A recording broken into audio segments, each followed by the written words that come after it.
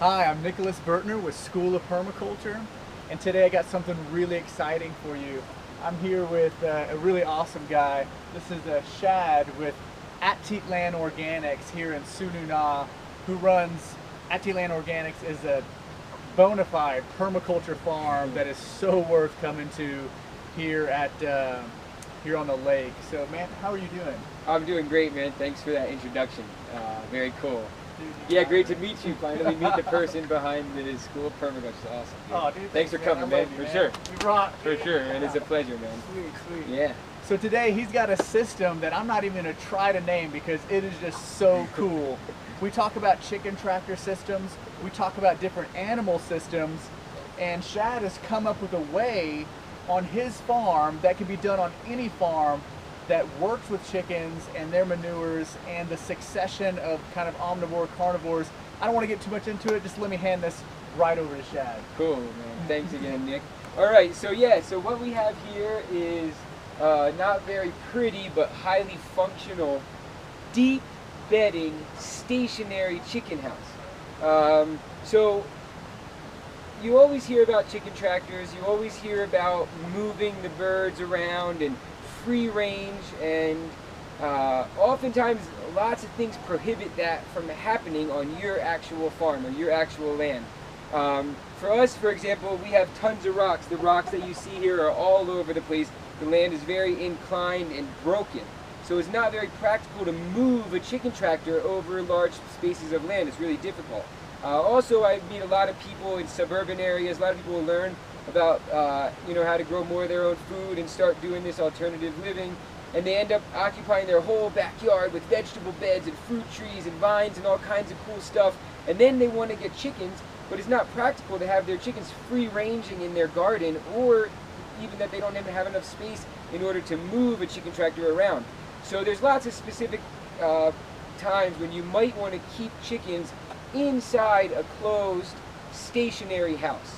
And I think that this system is totally possible. I think you can raise healthy, happy hens with really delicious, nutritious eggs. And I also think that it's been catching a little bit of a bad rap in the face of all this free-range talk.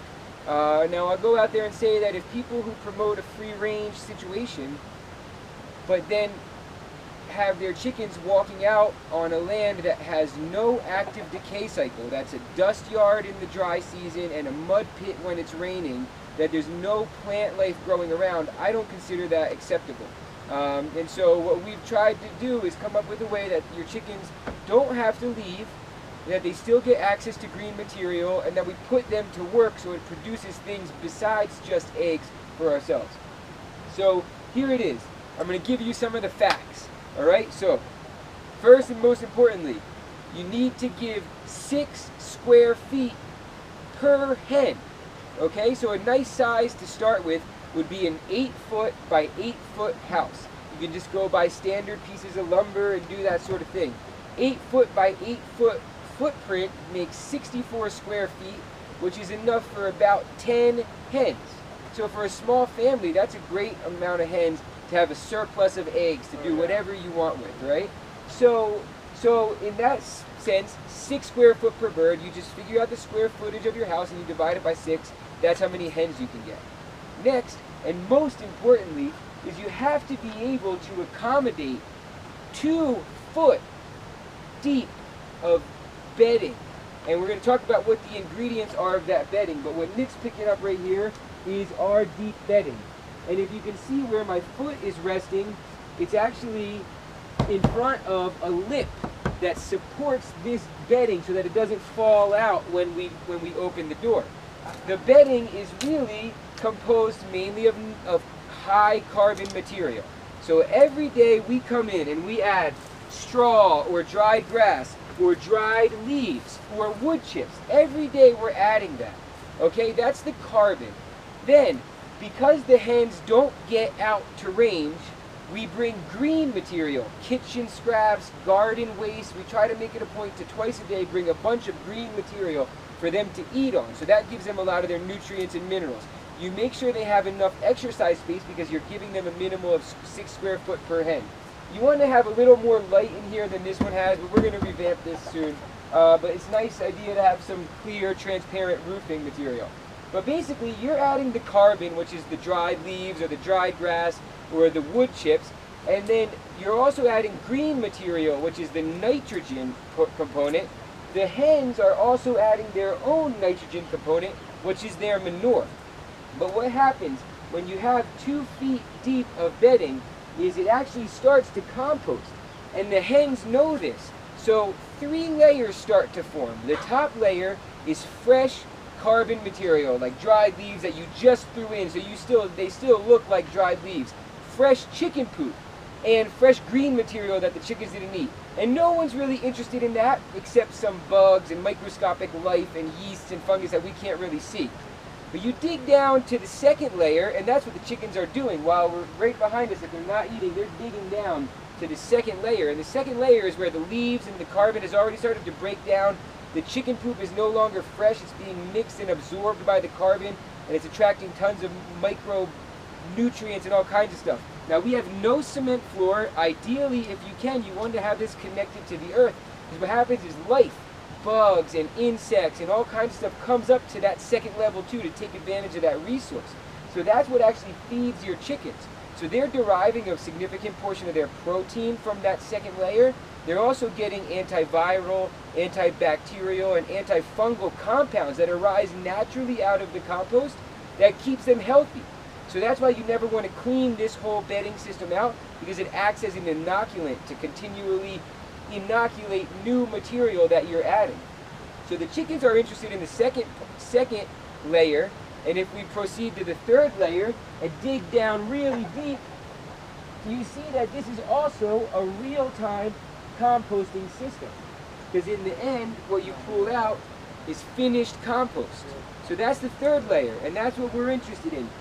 It smells like earth, it smells like soil, there's not any chicken manure to be found. So anytime we need compost, we just come in and dig down to that third layer. Boom, that's ready for the garden, that's ready for our nursery mix. And so all inside this enclosed house, you could have a house that's 10 foot by 10 foot. And that would give you 100 hens, or 100 square feet would be about 15 hens. And with those 15 hens, you'll get over 3,000 eggs every year and about 15 cubic yards of finished compost, all from about 15 minutes a day of care. And in permaculture, we're designing to constants all the time. And we talk about grasslands and the way we graze animals, and that's kind of what the free-range systems or cattle grazing is doing. But you had brought up when you go and look at large herbivores. Yeah. Hey, go ahead. Yeah. Okay. Yeah. So people oftentimes, even if they've never been out in the field, they're really familiar with this almost archetypal image of a rhinoceros with its horn, you know, atop of which is perched a bird of some sort. And really that's demonstrating a pattern in nature. That pattern being that birds, which are omnivores, are following and not only obtaining something from, but providing a service to the herbivore. So again, that pattern is omnivore follows herbivore. As you guys can see here in Lake Atitlan here in Guatemala, things are blowing up. The fires are going. There's dense information to be found, and there are permaculture design courses, and there's different types of internships and workshops all over the lake. So it's really lighting up. So come down here and check it out. That's our tip of the day. You guys rock. Make sure to check out schoolofpermaculture.com. Shad, what's your website? www.atitlanorganics.com. ATITLAN organics.com. Check out Shad's website. Hire a consultant. Come do one of our courses. We all work here at the same place here in Lake Atitlan. It benefits the whole community. I love you guys. You rock, and I'll see you next time. All right.